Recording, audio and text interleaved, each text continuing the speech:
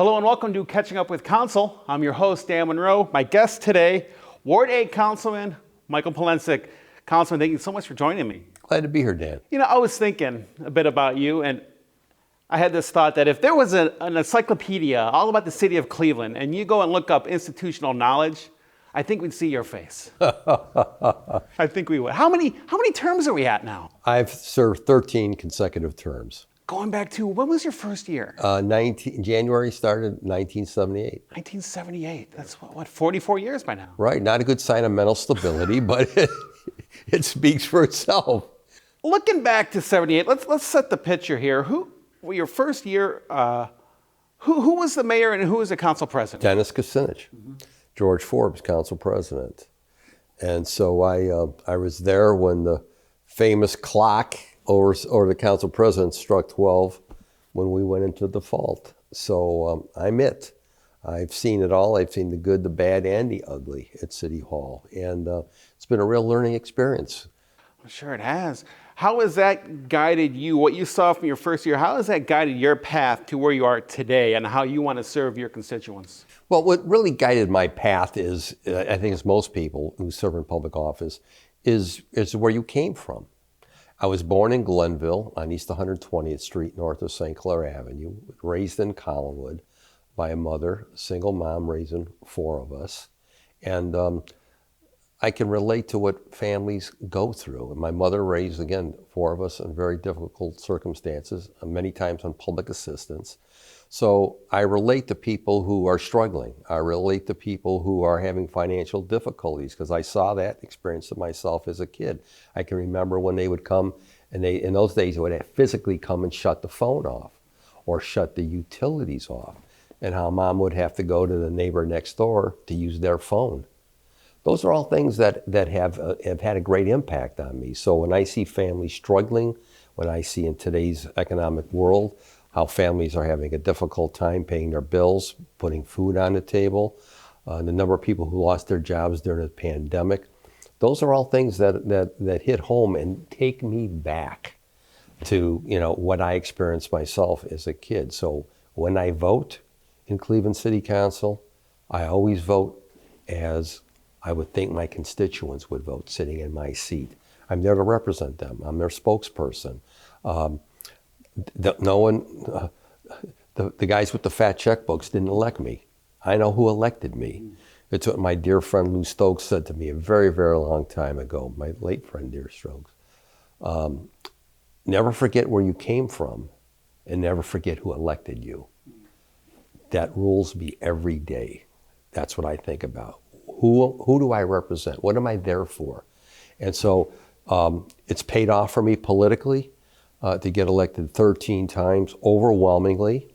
And as I did in the last election with 77% of the vote, won every precinct in my ward. And I'm very proud and I'm humbled by that.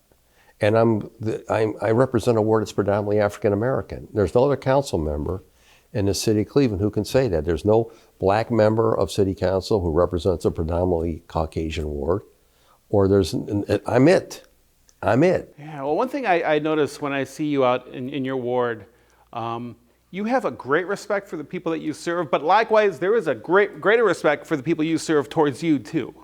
And I appreciate that, and it's I can tell you, Dan, it's very humbling, because I'm at a point in my life, I have less years in front of me than I have behind me, both politically and personally and physically. I'm not going to live another 44 years. I mean, I know that. I mean, the reality is that, I see the light at the end of the tunnel. I guess it's light at the end of the tunnel. And so what affects me greatly, or what has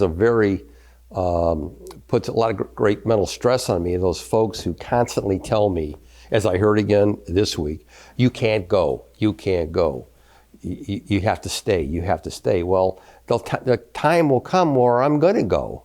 I'm not going to be there. And people in the ward have to be prepared for that. And hopefully whoever comes after me will understand what I've done and take up the banner and continue to do what I've tried to do over all these years, is to represent my folks. Everyone knows I answer the phone. I respond to those emails. I still get letters in the mail, handwritten letters. I have folks, the seniors in the high rises, write their letter and then take it down to the fax machine. And they fax me the letters. I get those all the time. That's great. And I read those. And a lot of people think, especially the younger members, they think everyone's over there tweeting and texting. No, older folks, they want to talk to somebody. They want that face-to-face interaction. When I came into council, there was a councilman in Glenville, Caesar Moss, late Caesar Moss now, wonderful council person. One of the things he said to me, answer that phone, Mike. We didn't have cell phones then. We didn't have, I can remember when I got my first mobile phone, it would look like a suitcase and all these crazy wires that had to go up on the roof of my car. And it was like, I still have that. I should go to Smithsonian Institute, one of the first mobile phones. But, everything was on the phone. When I came into council, there were 33 council members and there was only 6 cubicles for all of us. 6 desks with a phone on each desk, and we would sit there, try to use that phone during the committee process. But councilmen didn't even have offices in the day at City Hall. So I was there when they built out the first offices for City Council. And then at that time, 2 members we utilized one office. We shared one office among us of the 33 members. So we went from 33 members down to 17 as a result of population loss. So I've seen it all. You've seen it all go around current. You've seen the ebbs, the flows. You've seen everything within the city. Right. The fault, good times, bad times, very humbling times. But I've always contended that this is a great city with tremendous possibilities. I was just going to ask you, how do you feel about Cleveland today? Well, tremendous possibilities. We are under 400,000. We should be a manageable city. No doubt about it. But I keep asking myself, why somehow can't we get it together? Because as I drive around and as I walk around throughout the city, I see all the potential that is here. We're a lakefront city. Most cities would give their right arm to have a lakefront. We have one. We have a riverfront. We are in the heart of it all. Ohio, where we're at, is in the heart of it all. We see what's happening out west. No water. Yeah. With crazy weather. We got Lake Erie sitting here. We've got, as far as I'm concerned, I think our weather is great. And I believe the Midwest is going to be one of the best places to live, not only today, but in the future. But we're lacking something here. And what I believe it is that the corporate community still has not come to the realization that they need to be a real partner with us. They need to step up to the plate. We put our apples in funding, not just the city of Cleveland, but Cuyahoga County, in funding sports complexes. Brown Stadium, the Indians, Guardians field, the Gateway, the Cavaliers. And somehow, if we build it, if we finance it, if we underwrite it somehow, we're going to get this trickle-down theory. Well, in Cleveland, we defy gravity. It trickles up. And so we have not seen our citizens, in my opinion, really benefit. In the last decade, 10 years, we've lost the equivalency of 2 wards in the city of Cleveland, just vanished population-wise. What's one of the fastest groups moving out of the city of Cleveland? Black middle class.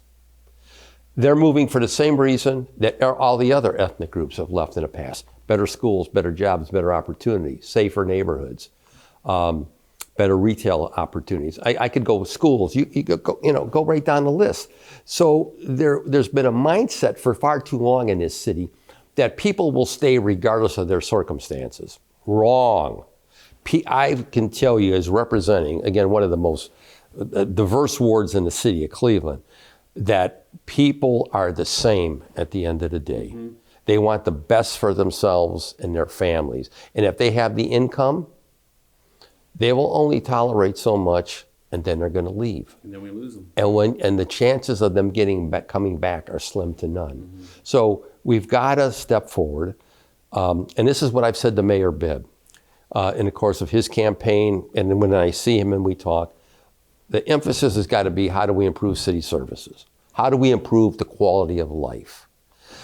I deal every day when I look at my call logs, and my stuff is all written out in longhand. I don't have people calling me saying, "Oh, Mike, I think Jimmy Haslam needs more money for the Browns." I can't get my tree trimmed.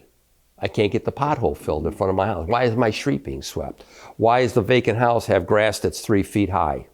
or the abandoned lot? Or why does my park and playground in such disrepair? Or like I turned in a park this week in my ward where there were potholes so big, I said to the director of Public Works, you better make sure that if you drive in that parking lot, if you have false teeth, they better be glued in, because if not, they're coming out, okay? That's how bad the potholes were. Yeah. Now, I've turned those potholes in for 2 years. Unacceptable service. See, I'm service-oriented. Anyone that knows me, I'm not slick, I'm not sophisticated. To me, it's about service. And I expect, as a taxpayer, forget the councilman stuff, as a taxpayer, I expect my city to step up to the plate and take care of the basics. I don't expect my neighbor to look like, something out of a penthouse somewhere. I expect my neighborhood to have clean streets. Yeah. I expect the grass to be cut. I expect our children to have recreational facilities that are quality, not quantity, quality in the city of Cleveland. And I think we've gotten confused with quantity so often, because you look at the number of parks that we have in the city, far exceed other cities of our size, but yet they're not maintained to any quality standards. So that's always been my focus, and people in the ward know it. That's why they support me, and I'm not going to change. My game plan is going to remain the same as long as I'm there. It's focusing on services, working with whoever I have to. And the other thing I need to say, which I think is very important, I think Cleveland and previous administrations have somehow adopted a policy of maintaining poverty. I find that troubling. Maintaining poverty. Maintaining poverty in this city. We got to break poverty. Yeah. We got to provide opportunities. When you look at the number of abandoned homes in the city, wait a minute, a lot of those homes could be put back into productive use. Why wasn't systems put in place to secure these abandoned homes? Not only through us, but in partnership with the county. Because Cuyahoga County's had a terrible record of foreclosing on abandoned properties. The majority of those are in the city of Cleveland. So why aren't we taking action to secure abandoned homes and figure out what we can do to put those homes back in productive use so families can get out of poverty conditions, out of the projects, and have a home, be a stakeholder. It's like we keep rebuilding projects in the city of Cleveland over the years. In my time in council, and I keep asking, why is that? And then I come to this resolution that it's about maintaining poverty. And we've got to break poverty. We've got to provide opportunities. That was what America was all about. That was Cleveland all about. Why the migration? Why was there a massive black migration out of the South? Or the Eastern Europeans that came here, like my family? They didn't come here for trees and beaches. They came for jobs and opportunity. Better chance. And schools that educate. Mm-hmm. And at one time, the CMSD, Cleveland Public School System, was one of the best in the country. What the hell happened here? What happened? We got to step back and looking at the root cause of many of our problems: poverty, crime, despair, drug use. What are we really going to do in 2022 with the new administration and county and state to really focus on our problems and come up with realistic programs and initiatives to address them? Because if not, nothing changes. And I'll be sitting here in the future doing another interview with you, and I'll still be talking about them damn potholes in that parking lot, which is not going to cut it. We have got to get ahead of the problems in this city. So I'm looking forward, as I have been looking with the new administration, the Bibb administration, who, by the way, they've got their work cut out for him. He has walked into a mess in many areas, and he realizes it now, especially in a division of police.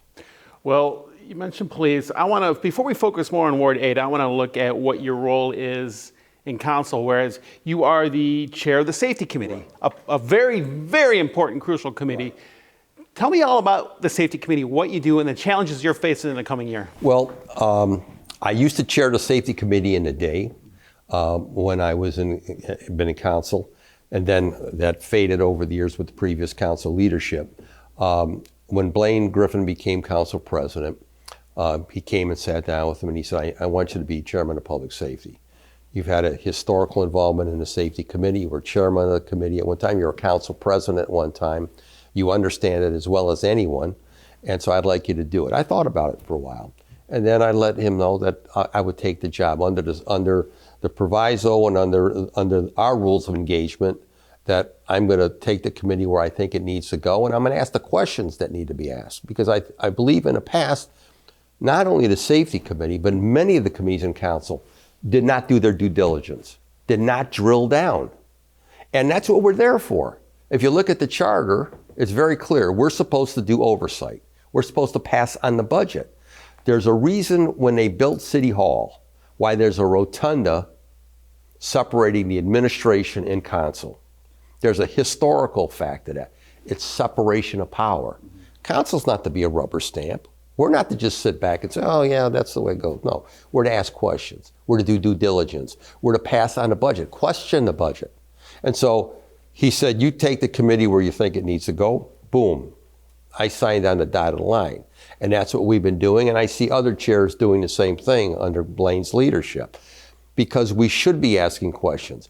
As a kid playing football at Collinwood High School, and I ate a lot of dirt at playing at Collinwood High School. But one thing I did learn, you don't get to be good by playing bad teams. You get to be good by playing good teams. And I believe under previous administrations, because the council became so weak, they did not rise to the occasion. Had we done our due diligence on the council side in the last 16 years, I believe the previous administration would have rose to higher levels. But it became very clear to me that it was just a status quo, not too much was changing. And so I'm impressed with Blaine's approach to city government.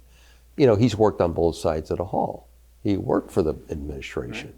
He now is council president. He knows what has to be done, but it has to be done in a professional way and in a diplomatic way. And that's what so I'm here to work as chairman of public safety. I'm going to ask questions. I'm going to drill down. I'm here to work with Kerry Howard. I'm here to work with the mayor. The mayor knows that. Today's appointment of Wayne Drummond, I thought was an excellent decision on behalf of the mayor. Well regarded, well respected. I have a good working relationship with him. He was former commander of the 5th District. So my role as chairman of public safety is an important one. I take it to heart. I look at the police reports every day citywide, and it distresses me, especially with the number of young people involved in violent crime. As we're doing this interview today, yesterday, 14-year-old lost his life in a shooting. Yeah. Out at 12:30 or whatever it was in the middle of the night.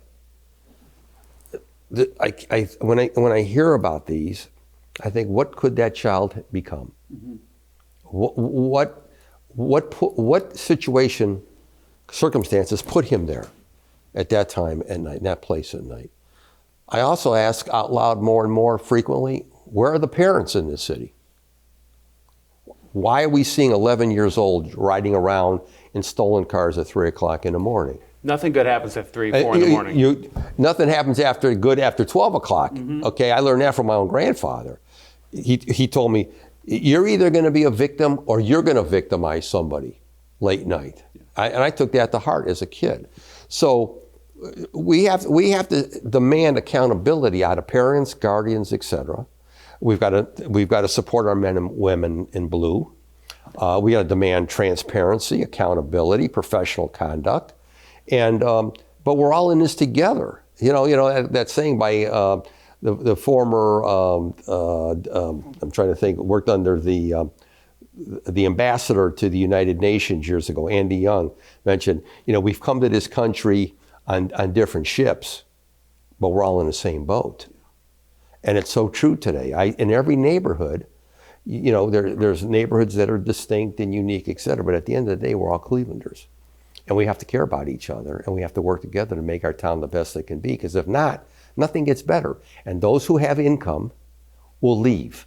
And what you will see in far too many neighborhoods that you see already in the city of Cleveland is just poor folks and folks that are trapped. They can't go anywhere because they're retired or whatever. You cannot build a city based on just poor folks and old folks. You can't do it. You need young people. You need families investing in your neighborhood. You need businesses investing in your community. And so I've been very supportive of business investment in my community as well. And these are difficult times. I'll be the first to tell you, in my time in office, I've never seen an economy so bad. That's difficult. I see how it's affecting businesses, employment opportunities. And so I'm hoping, like most Americans, that things are going to improve. But we're in for a rough road the rest of this year. Well, I'm sure, especially in your ward, inflation for a lot of your constituents has to be tough right now on those who just can't afford the most. I've had 2 restaurants already close. I've had other restaurants that are on the brink because of some of the restaurateurs have told me, Mike, how high can we raise our prices? Not only that, but we can't get people to work. Yeah.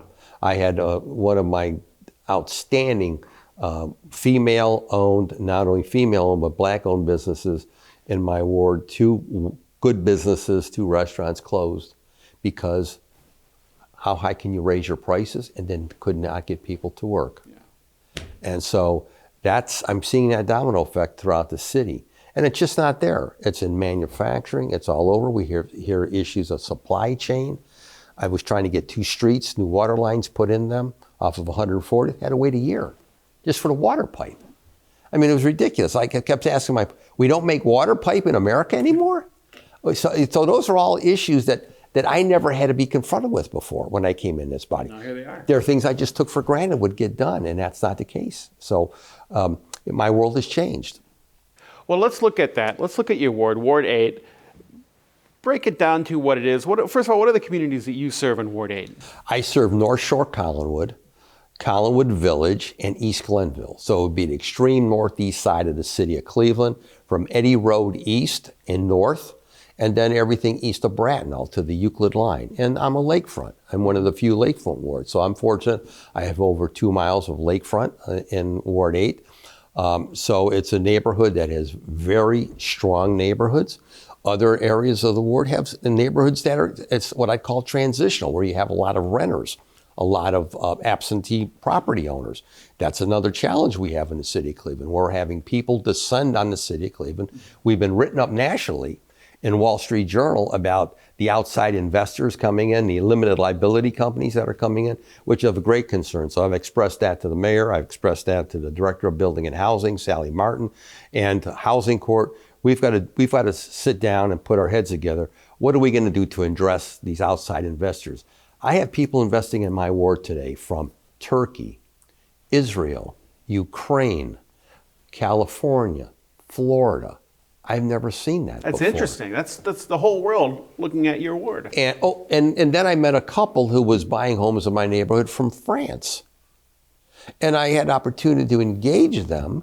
And I said, explain this to me. I've never witnessed or seen this before. Well, Councilman, you have no idea how cheap property here is here in Cleveland compared to what a house like this would cost in France. 8 times the amount, 10 times the amount. So they look upon these as financial opportunities, but we're concerned about these outside investors coming in many cases paying cash for the homes, and then jacking up the rents and forcing people who are on limited incomes or fixed incomes, putting them in a situation where they might have to leave their home because of that, because they want to get a return on their investment within a 3 to 4 year period.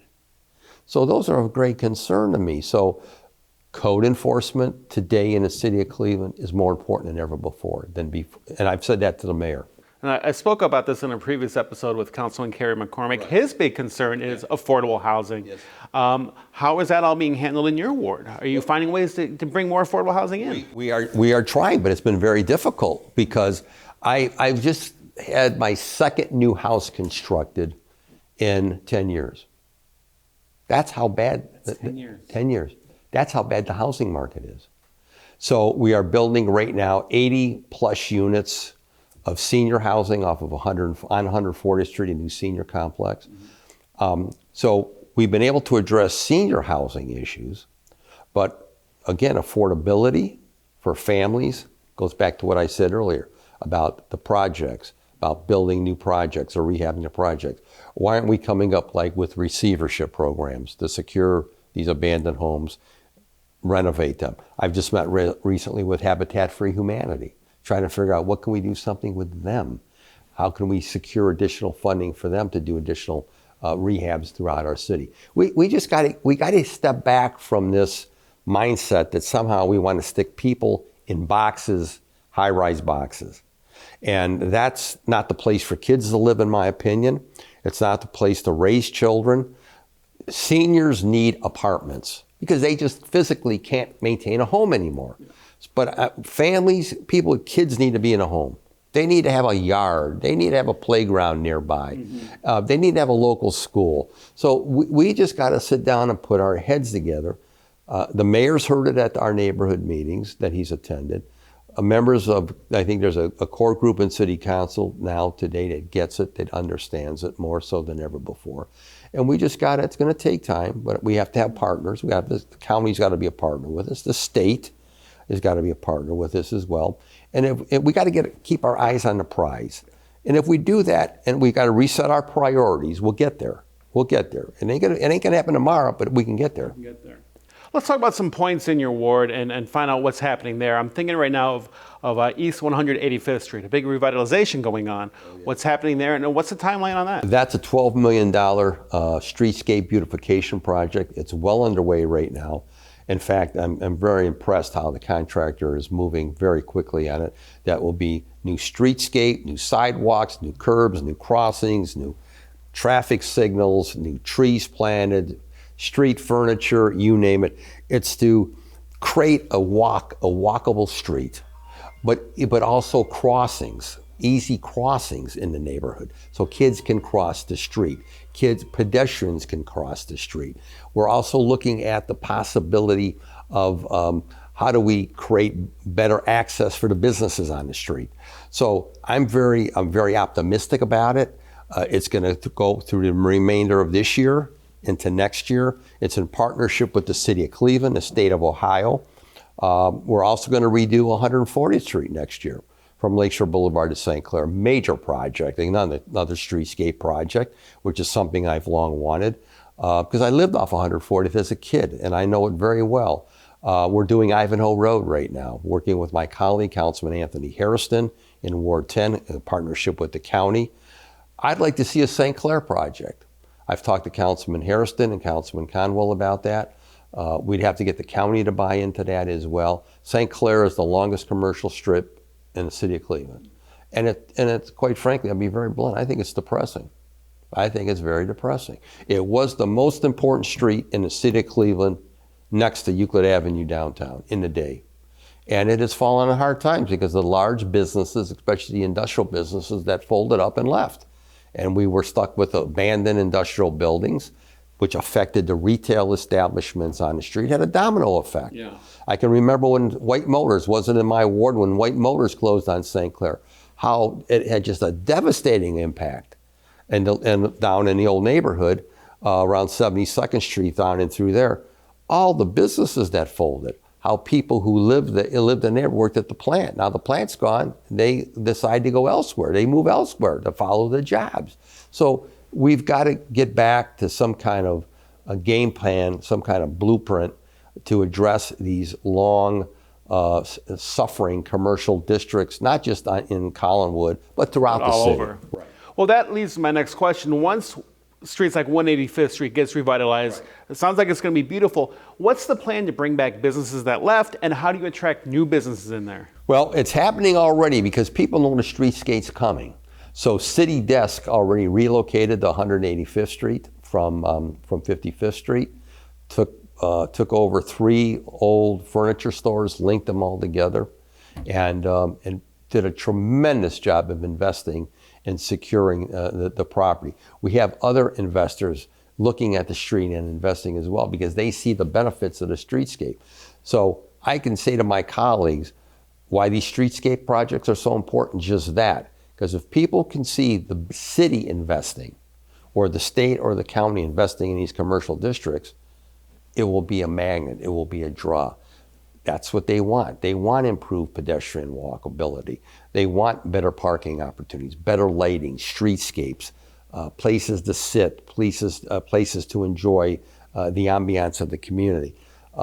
So it's like it's the chicken and the egg.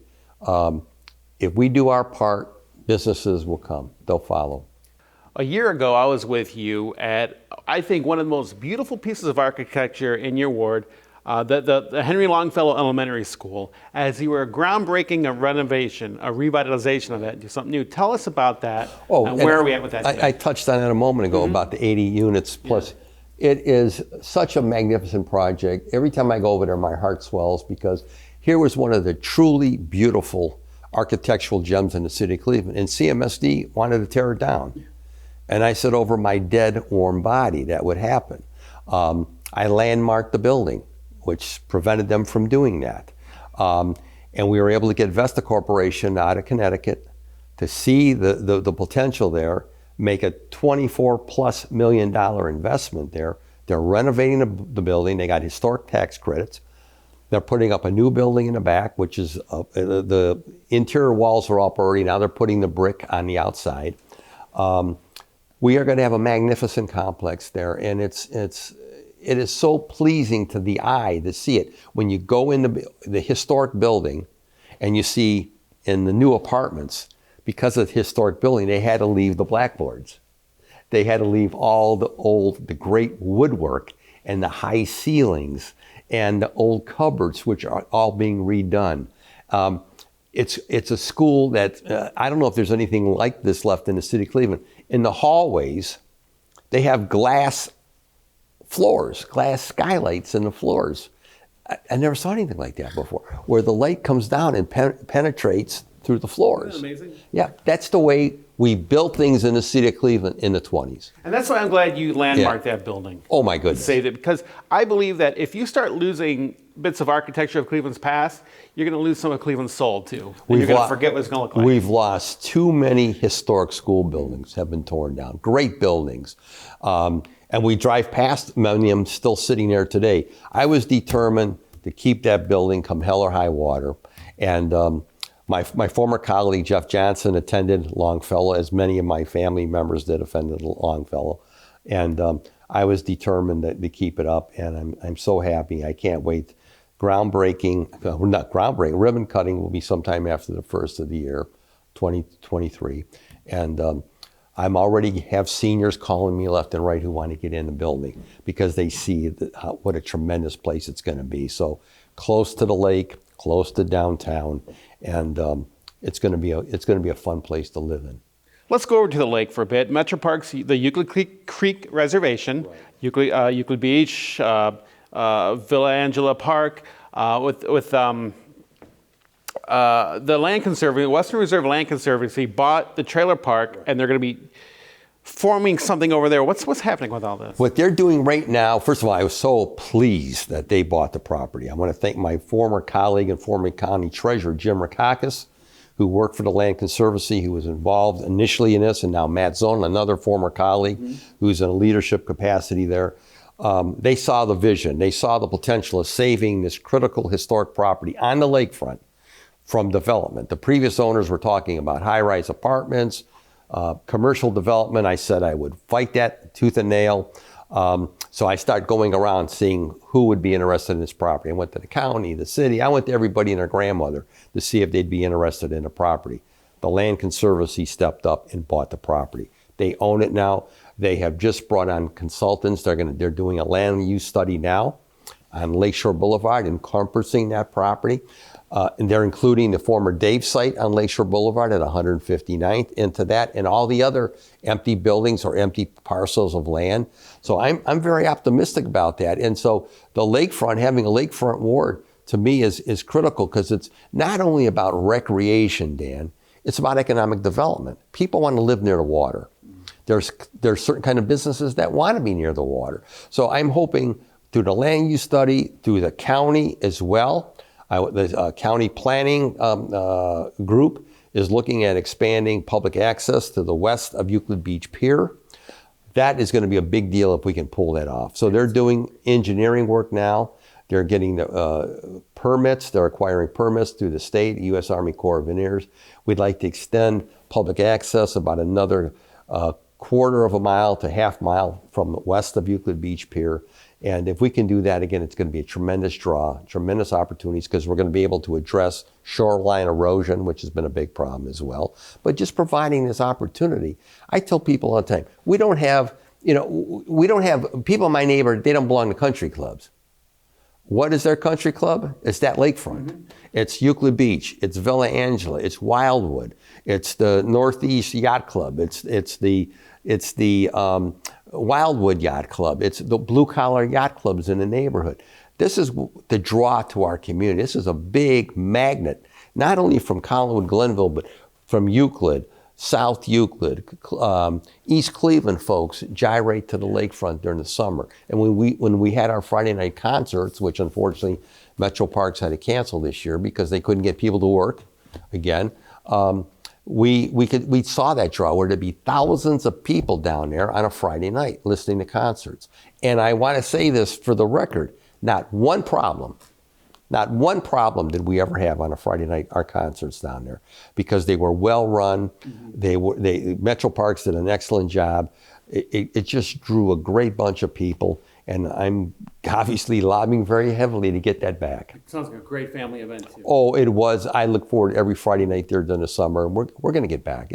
It's taken time with all this stuff as a result of COVID-19, all the cutbacks and all the experiences that we've had. But we'll get back to some kind of normalcy. I know that. Well, since there aren't the concerts right now, what has been going on in your ward to bring people together, to have some fun and enjoyment? What are some of the activities? Well, we just had the East 185th Street Rock and Roll this last weekend. We're going to have the Waterloo Arts Festival coming up. I don't have the date right off the top of my head. I would tell people to go online. Waterloo Arts is the group putting that on. We'll shut down Waterloo Road, and that will be a big arts festival. Some of the churches have events. St. Jerome's just had their family event, their church picnic.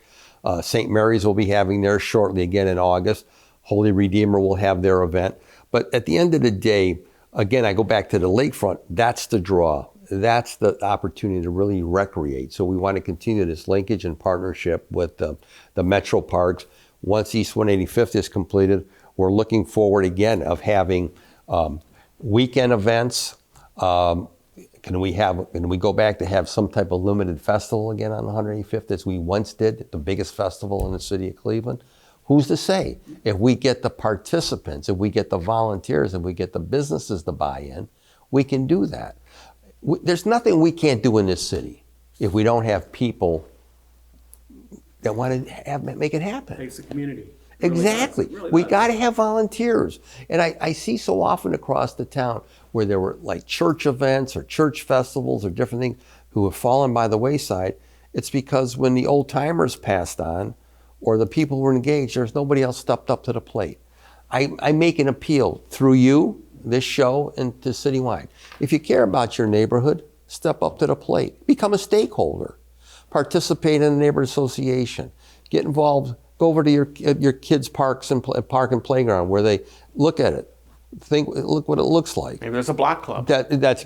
Create a block club on your street. I'm fortunate. I have one of the most organized neighborhoods in the city of Cleveland. I have beach clubs and neighborhood associations that meet not only throughout the year, but also throughout the summer. So I'm very fortunate. But I could use more. Mm-hmm. I could see areas of the neighborhood, especially in the East Glenville, where we could use more street clubs and block clubs. But again, you got to get people to step up to the plate. Folks that are in their 80s, who paid their dues, who did their time, as they would say, they need the younger folks to step up. They need people with kids who have more to lose than anyone. They need them to step up to the plate, just as they did when their kids were young. And I can't say enough about that. That's how that train keeps rolling. Oh, and I think is when I am on some streets driving in a neighborhood, I think the names pop up when I drive past certain houses. Their involvement on that street or their involvement in the neighborhood. And it's so tragic that as they moved on or passed on, that no one filled those shoes, no one stepped. You get the neighborhood you deserve. Yeah. You get the neighborhood you deserve. And if you don't want to make things better, then things won't get better. That's it at the end of the day. Yeah. I'd like to switch gears just for a bit. With the pandemic, we kept hearing about ARPA funds coming to the city of Cleveland. You're very, very focused on making sure your residents can get some help in renovating their houses, maybe some home improvements. Can ARPA funds be used with that, and how, if they are? We are discussing that at present. We set aside $15 million for demolition, for additional demolition to clean out a lot of this stuff that is still lingering as a result of the mortgage meltdown to 2006 through 2008. That's been sitting there. So they're putting together a list for each ward right now as it pertains to demolition. We want to see, council wants to see, and just the fine points haven't been worked out yet, but we want to see more money put in to helping seniors repair their homes, folks on low income, working poor, working families. But we also want to see some programs initiated to help people purchase homes. We want to see investment. As I drive the city and I see blue tarps on homes, this isn't Florida. We didn't go through a hurricane season. We have people can't fix their roofs. I get those phone calls. They can't fix their roof. They can't fix their hot water tank. The furnace is shot. To put a roof on an average home today is $9,000 and up. Folks on fixed income don't have that. So we need financial assistance. We need zero interest loans. We can be creative. We're talking about grants. We're talking about a whole lot of things within the structure. But what is encouraging is that there's a majority of council people now who want to see these types of programs enacted and put together, utilizing ARPA funds or whatever funds we can secure. It's not cheap. I don't have to tell you. Anyone who has a home who gets an estimate on getting something done, they know what it is. I mean, I hear people call me all the time.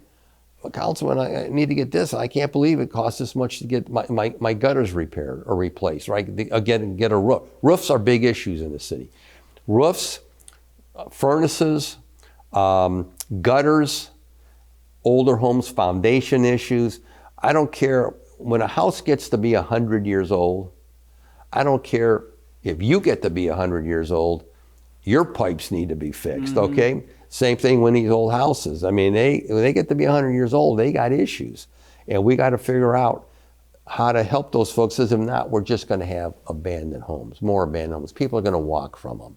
And then I've had kids tell me, I should say kids, adults, I don't want grandma's house. I don't want mom's house. I don't want it. Yeah. There will sit. I had a lady just recently in Glenville tell me, she said, Councilman, lives off of St. Clair. She said, when I pass, my house is going to become empty. I said, dear, why? She said, my kids don't want it. They're all out in the suburbs. Their kids have grown up in the suburbs. They don't want my house. It's going to be abandoned. And to hear that stuff is really troubling to me. We've got to figure out how to deal with situations like that. And then houses where folks die and they have no family. There it sits. The city just can't come in there and grab it. Yeah. So those are challenges that I never had to deal with in the day. I didn't know what an abandoned house was when I came into city council. Now we're seeing it more and more. Oh my goodness. I'm dealing with, I have on the east side probably one of the lowest problems of abandoned home, and I still have over 100 that are just sitting there abandoned. And they've been sitting there abandoned for years. And we have to go out and cut the grass. We've got to, as you know, Dan, we got to board them up. We got to make sure no one's getting in them. And at some point, we're going to have to tear them down for another 8 to 10 grand, and with no collection coming back to us. So at the end of the day, it's to our benefit that we figure out a game plan. What do we do with all these structures? Now, some have to come down. That's a given. When you sit there, when a house sits there for 8 or 10 years with holes in the roof, I don't have to tell you what it's like on the inside. Those are gone. But if the house has good bones, we should be able to save those structures and get them over to the Habitat for Humanity or somebody. But again, it's got to be a concerted partnership. And quite frankly, the county has just not helped us the way they should have been helping us over the years. And I'm hoping that's going to change as well. Future of Ward 8, how do you feel about it? I'm very positive. the folks that live in a neighborhood know that they have a unique hunk of real estate where they live. 15 minutes to downtown, 4 miles to the Lake County line, lakefront, I-90 through the neighborhood, great institutions, close to University Circle, less than 15 minutes to University Circle. So geographically, we're in an ideal situation. And that's what I tell people all the time. There's great neighborhoods in the city of Cleveland, but this is one of the most accessible neighborhoods in the city of Cleveland with amenities. That lakefront, and I want to go back to that lakefront. I mean, there's only, 4 wards in the city that have lakefront, and we're one of them. And so at the end of the day, we need to capitalize on that, and we need more green space. We need more businesses. We need believers. And I want to say this, as I look upon my city that I love, because I've never lived anyplace else, what we need in Cleveland, and especially on the east side of the city, we need believers. When I came into city council, there were people writing off Ohio City and Tremont. They're done, they're done. But there was a handful of people and institutions, and I think of Ohio City. St. Ignatius said, "We're not going nowhere. We're staying." When other schools were cutting out of the city. St. Malachi, another one. The pastor there, "We ain't going nowhere. We're staying." Some of my former colleagues in council, like Helen Smith, said, "Oh no," and Congresswoman Mary Rose Okar, "No, we're staying. We're going to make this neighborhood the best it can be." I looked at Detroit Shoreway, same thing. Father Friscotti over there. "We're not going nowhere. We're staying." So you had this core belief of people, which then expanded in Tremont, Ohio City, Detroit Shoreway, Little Italy. Some now, same thing we're seeing now take hold in Shaker Square. You'd be surprised what a handful of believers what they can do. We need more believers in Cleveland. We need people who see the opportunities, who see the diamond in the rough, and say, "You know what? No, even though I have the income or the wherewithal, I'm staying in Glenville or Mount Pleasant or Lee Harvard or Collinwood or Euclid Green or St. Clair Superior." And I say this specifically on the east side because that's where we need more believers than ever before. And I see, and same thing in west side neighborhoods. Farther out, what I call the middle neighborhood or edge neighborhoods, I see the same thing. I'm starting to hear the same thing. Let's get the believers. Let's coalesce around the believers. Let's build an army of believers so we can bring things into our neighborhood, so we can stabilize things and help things, institutions in our neighborhood. It doesn't happen overnight, but if you believe, you can and will make a difference. That's what we need. I don't know if you need to promote this because in talking with you, I feel like everyone in your ward has your phone number on speed dial. But if people need to get in contact with you, how can they get in touch with you? 664-4236 or mpolensek@clevelandcitycouncil.org. And you're right, they all got me on speed dial. I can tell you that. I get calls every day of the week, including the holidays. I always remember the lady who called me on Easter, wanting me to get the pigeons off her neighbor's roof. Okay, and yeah, right. I could tell you some stories, okay, of situations that you would not believe that people say, "Oh no, that couldn't have happened," but it did. I mean, I've seen it all. I've experienced it all in my time. But if you're dealing with folks on the street level, that's what you're going to experience, and that's what you're going to hear, and you chalk it up to the job. I tell people all the time, I'm a grunt. I am a grunt. I answer the phone. I'm in the street. I'm doing this. I'm picking up this. I'm doing that. I'm trimming bushes. I'm trimming the limbs that are hanging over stop signs. I got a saw in my car. Okay? I mean, I used to pick up tires with my pickup, but I forget I've passed on that. I mean, I do things that a lot of people don't do or haven't done, and And probably that's why those folks are telling me, you can't go, you can't go, you can't go, because some of those are the ones where I was over there cutting a limb or the tree branch or whatever the case may be. But it's, but we all have to do our part. And council, I am impressed with the group I'm serving with today in City Council. They come from different walks of life. There are some that are very well educated and could have been doing other things in the private sector, but they decided to get into public service. Public service is an honorable profession. You know, when I hear people talk about politicians, you know what? I'm proud to be a politician. I'm proud to be a politician because not only am I a politician, but I'm a public official. And I'm an ombudsman. I'm a grunt. I'm a tree trimmer.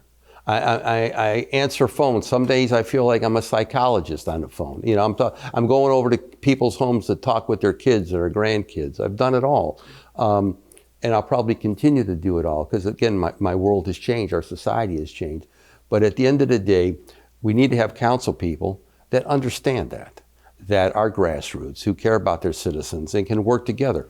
Again, under Blaine's leadership, council has become very workable. I guess that's the best word for me. We're working together. We're talking to one another. We know what we have to focus on collectively.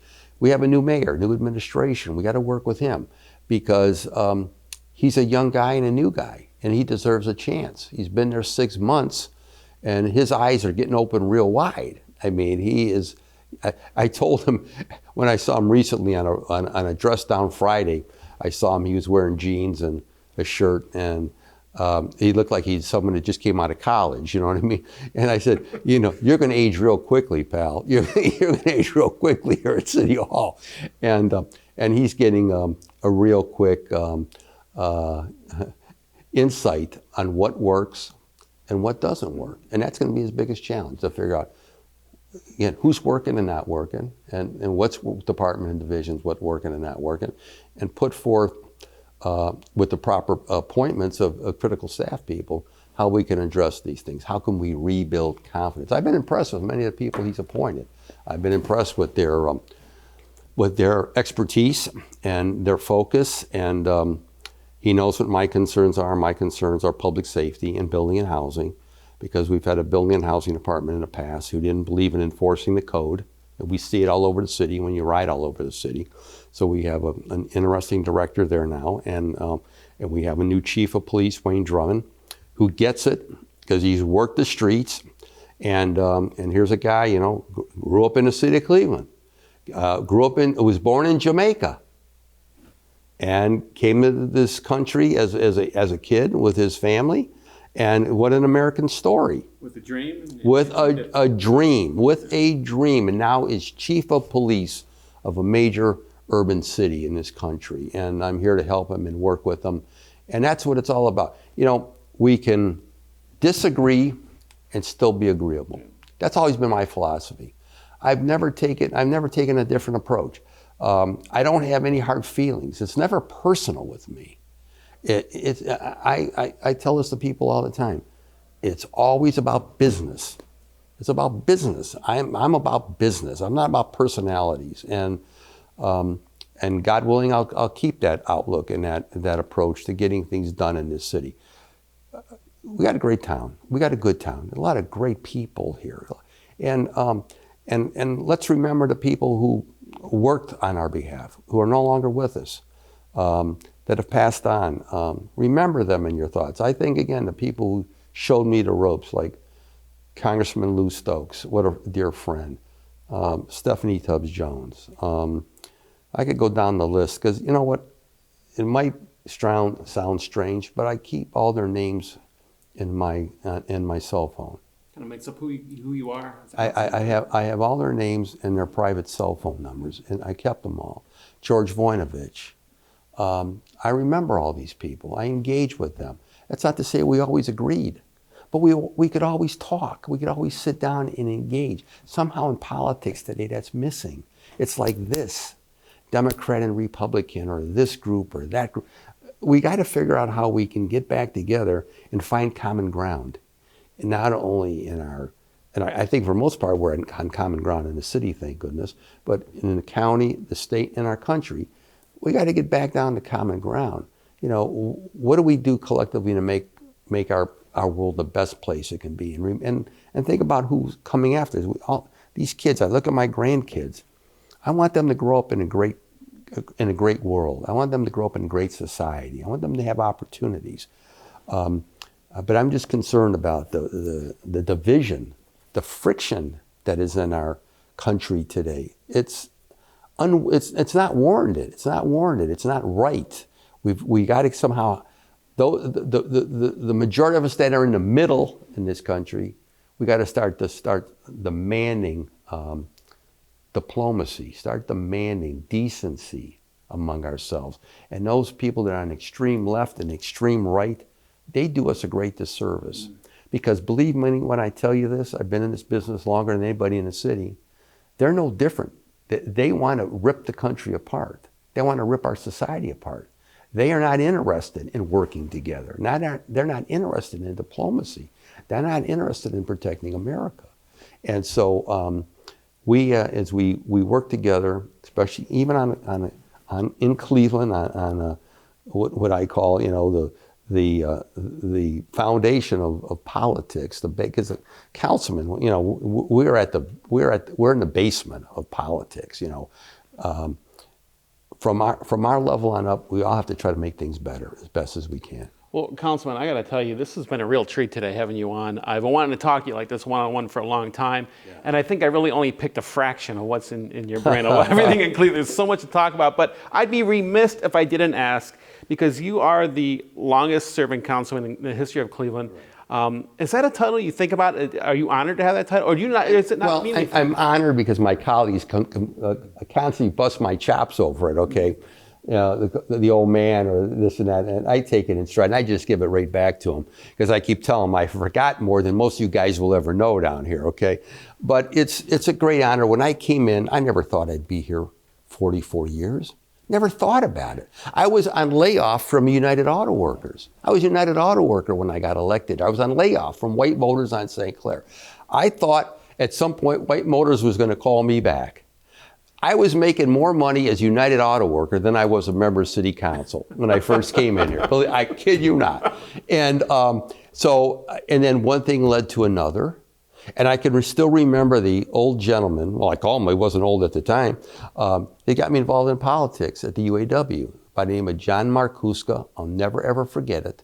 Got me involved in politics. A group of us at White Motors, two black guys, myself, mostly of Slovenian descent, a Cuban, an Italian, and a Puerto Rican. We all worked in the same department. He got us all involved in politics because he would hear us complain all day long when we were at break time and in the shop about what the hell is wrong with the country and da-da-da. And then one day he just blew up at us. He said, what do you guys, he used some real choice words, what do you guys complain about?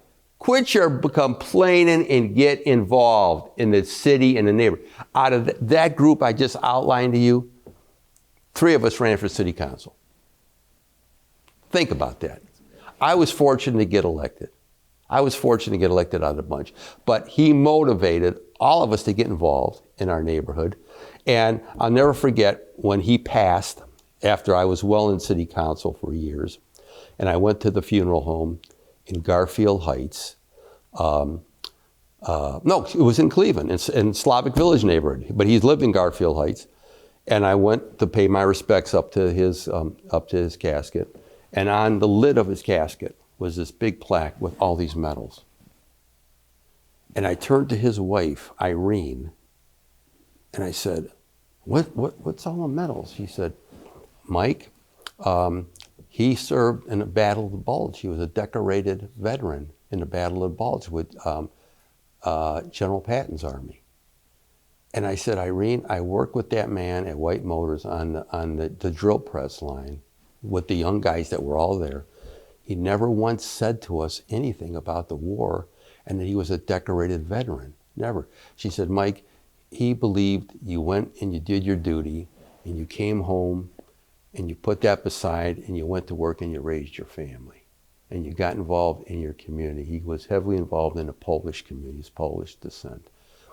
And I remember him, I'll never forget him, what he said to us about that getting involved, caring, becoming something.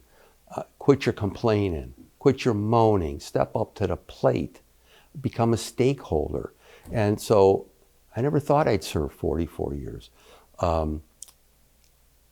It happened. I'm proud of the fact that my community has shown me this type of respect and support that they've given me over all these years. I've had hundreds and hundreds of people ask me over the years, why didn't you ever run for mayor and da-da-da-da. I would say that my ego was never that big. And I just didn't have that desire. And, I came in a councilman. I'm going to go out a councilman. And I'm honored. I'm honored to serve in city council. I'm honored to be a politician. I'm honored to be a public official. And I appreciate the support that, I've received from my constituents, my community, my family. And I'm humbled by it. That's all I can say. I'm humbled by it. And they'll continue to bust my chops, and I'm going to give it right back to them. And I enjoy giving it back to them, believe me. So that's where we're at today. I really want to thank you again for being on our show. Thank you so much. And I want to thank you for watching Catching Up with Council. I'm your host, Dan Monroe, and we will see you next time.